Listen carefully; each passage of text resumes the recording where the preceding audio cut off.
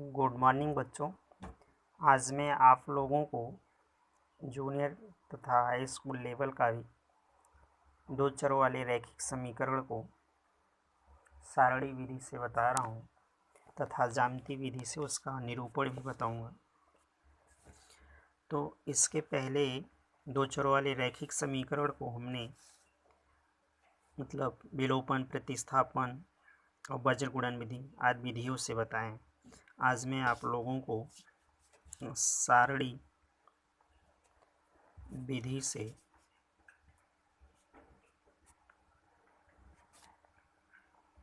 दो चरों वाले रैखिक समीकरण को हल करना बताऊंगा। तो मान लीजिए कोई समीकरण हो गया 3x धन y बराबर 19 समीकरण 1 है। अब इसी समीकरण 1 के लिए एक सारणी बनाएंगे। तो जो सारणी इस प्रकार है, मान लो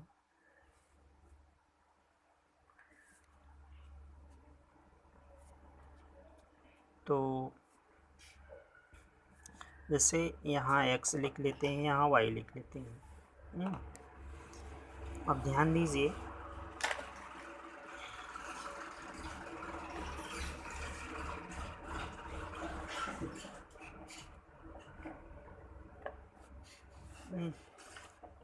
यहाँ हम आप बताते हैं आप लोगों को।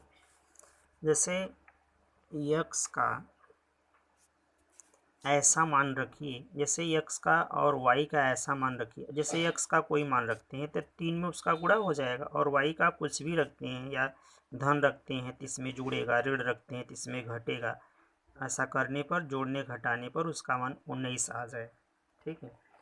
और तो इस प्रकार जैसे हम कोई मान ले लेते हैं, जैसे अगर हम x का मान 3 ले लिए, x का मान 3 ले लिए तो x का मान हम 3 रख दिए, और y का मान यदि हम 10 ले लेते हैं तो ध्यान दीजिए, x का मान 3 ले लिए, 3 त्रिक का 9, और y का मान 10 ले लिए, यहाँ रख दिए 10, तो यहाँ 9 यहाँ 10, 10 9 19 हो गया। तो देखिए, जैसे 3x धन y बराबर 19 है, तो 3 गुणत्ते x का मान हमने 3 गुणत्ते x का मान लिया कितना, सारणी में 3, और y का लिया 10। ठीक है, 19 आना चाहिए। तो 3 त्रिक का 9, और ये धन 10, तो ये क्या हुआ, 10 और 9 19 हो गया, ये भी 19 है। तो ऐसे ऐसा मान लीजिए ताकि दोनों का वैल्यू बराबर हो जाए। और यदि हम x का मान, यहाँ x का मान हम 4 लेते हैं, ठीक है, और y का मान 7 ले रहे हैं, 7।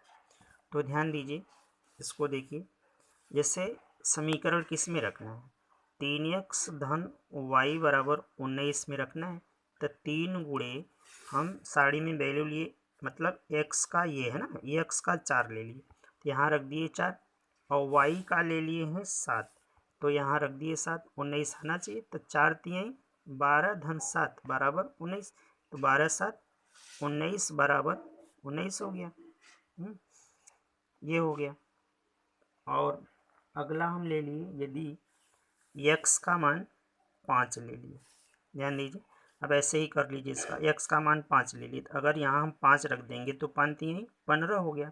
और y का मान यदि 4 ले लिए तो यहाँ 4 रख दिए, तो 5 तिहाई 15, 15 4 19 हो गया। ठीक है। और भी मान इसके बहुत सारे अनंत मान ले सकते हैं, जितना भी आप सेट कर सकते हैं सारणी में करते जाइए। और तो जैसे पहले 2 4 मान सेट करके, और दूसरे वाले समीकरण में भी मान को हम ले लेते हैं।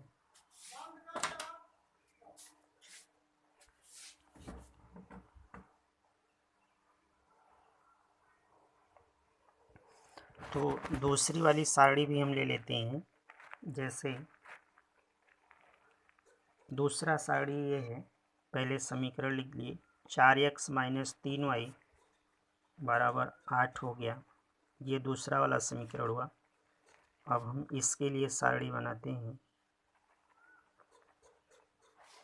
के लिए सारणी, और सेम जैसे ऊपर हम बनाए थे वैसे बना लेते हैं। ये x हो गया, ये y हो गया। अब सारणी में भी इसमें ऐसा ऐसा मान लीजिए ताकि जोड़ने घटाने पे 8 आए। जैसे हमने x का मान ले लिया 2, तो 2 चौके 8, और y का ले लिया 0, 0 में 3 का गुणा कर देंगे, 0 आ गया, तो 0 में मतलब 8 में 0 घटा दिए तो 8 आ गया। मतलब इसको हम ऐसे ले लेते हैं, जैसे 4x - 3y बराबर 8 है, तो 4 गुणते x का मतलब सारणी में मान लिया है कितना 2, यहाँ 2 रख दिए, ऋण 3 गुणे y का 0 बराबर 8, तो 4 दूना 8, ऋण 3 में 0 का गुणा 0 बराबर 8, 8 में से 0 निकाल दिए, 8 आ गया, बराबर 8 हो गया। ऐसे दोनों मान इसके बराबर होने चाहिए। और यदि x का हम 5 ले लिए तो 5 चौके 20 हो गया, और y का 4 ले लिए तो 4 तिहाई 12 हो गया, तो 5 चौके 20 और 4 तिहाई 12, 20 में से 12 निकल गया, 8 आ गया। और y यदि x का मान ऋण 1 ले ले रहे हैं तो 4 1 का 4, ऋण 4 हो गया, और y का मान हम ले लिए ऋण 4, तो मतलब ये ऋण से इस ऋण में गुणा धन हो गया, तो मतलब 4 तिहाई 12 हुआ, 12 में से 4 निकल गया, 8 आ गया। तो इस प्रकार हम ये देखते हैं कि उपर्युक्त सारणी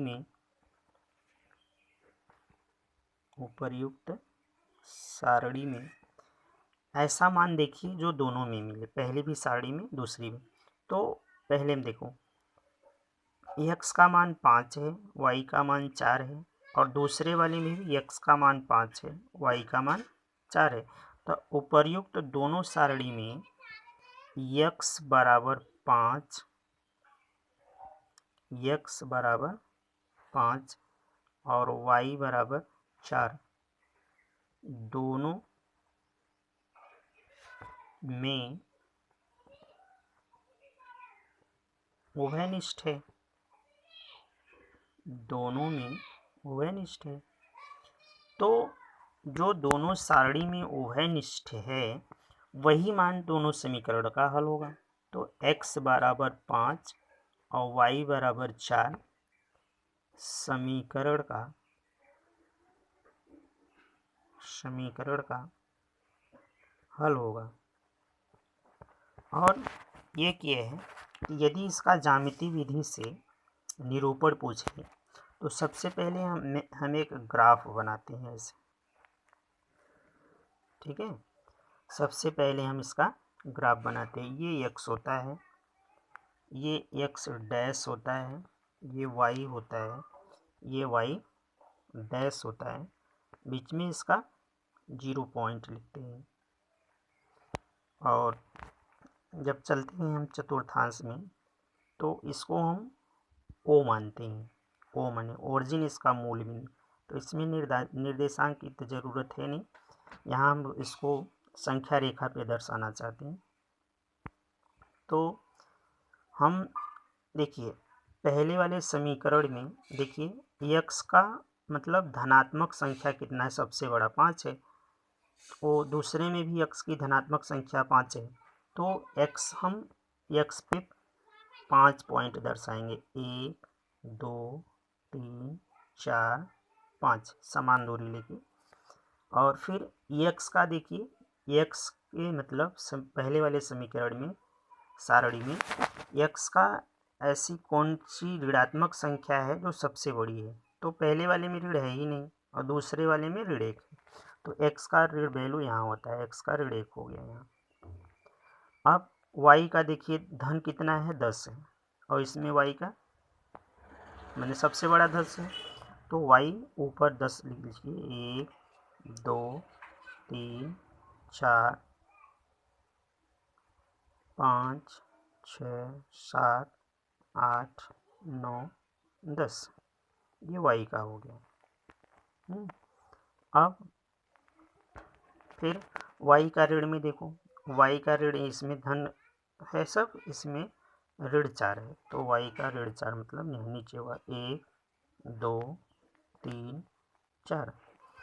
अब ये देखिए जैसे x का 3 y का 10, इस मतलब ज्यामितीय विधि से इसका निरूपण करना है। तो x का 3 मतलब 1 2 3, x का 3 यहाँ है, और y का 10 मतलब 1 से लेके 10 ऊपर है। तो x का 3 y का 10 मतलब हम इसके सीध में ऐसे इसके सीध में जाएंगे और यहाँ 10 के सामने हम यही क्रॉस कर देते हैं। x का 3 y का 10, तो ये हुआ x का 3 y का 10 हो गया। फिर x का 4 y का 7, x का 4 मतलब ये है x का 4, और y का 7 मतलब 1 2 3 4 5 6 7, तो x का 4 y का 7 आपका यहाँ हो गया, बस 4 के सामने और यहाँ 7 के सामने क्रॉस कर दिया। फिर x का 5 y का 4, x का 5 यहाँ है, y का 4 1 2 3 4 यहाँ हो गया, तो हमने यहाँ इसको ऐसे क्रॉस कर दिया। अब ध्यान दीजिए कि ये आपका 4 हुआ, ये 7 हुआ, ये 5 हुआ, और ये 4 हो गया। अब इसको हमने ऐसे मिला दिया, इसके सीध में इसको ऐसे मिला दिया। ये तो समीकरण 1 का था। तो समीकरण 1 क्या है? समीकरण 1 है 3x धन y बराबर 19 वाला, ये ग्राफ बना इसका, ठीक है। अब दूसरा ये है, दूसरे सारणी में चलिए, अब x का 2 y का 0, x का 2 मैंने 1 2 यही है, और 0 y का 0 यही है, मतलब इसी की सीध में ये 0 ये यहाँ हो गया, x का 2 y का 0। फिर x का 5 y का 4, x का 5 ये है, y का 4 ये है, मतलब यही है, ठीक है, ये वाला है। फिर x का ऋण 1, x का ऋण 1 यहाँ है, और y का ऋण 4 मतलब नीचे 1 2 3 4 हो गया।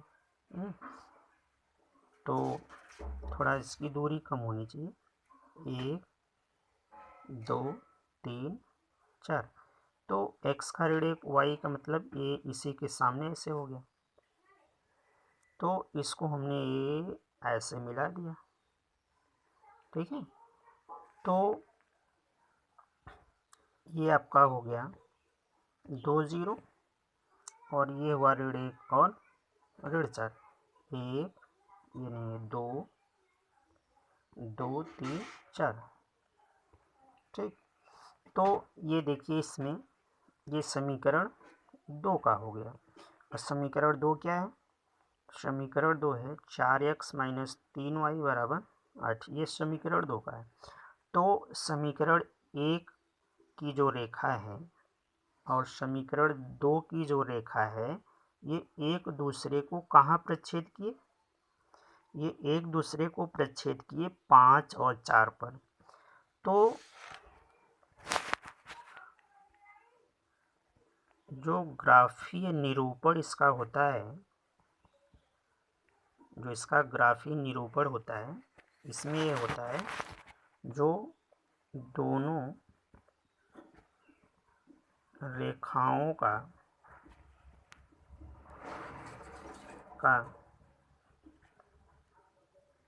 प्रच्छेद बिंदु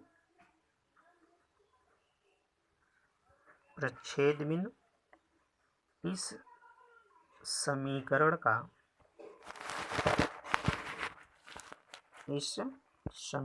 का हल होता है,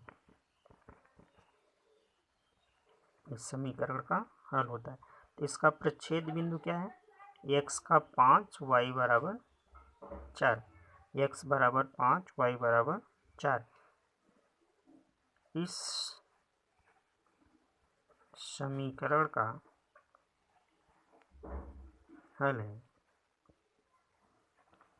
तो इस प्रकार आज मैं आप लोगों को दो अक्षरों वाले रैखिक समीकरण को सारणी विधि से हल करना बताया तथा ज्यामितीय विधि से उसका निरूपण करना बताया। और यदि हमारा वीडियो आप लोगों को अच्छा लगे तो लाइक, शेयर तथा सब्सक्राइब जरूर कीजिए और बेल आइकन को दबाना ना भूलें, जिससे जितने भी वीडियो डाले जाएंगे आपको उसका नोटिफिकेशन मिलता रहेगा। धन्यवाद।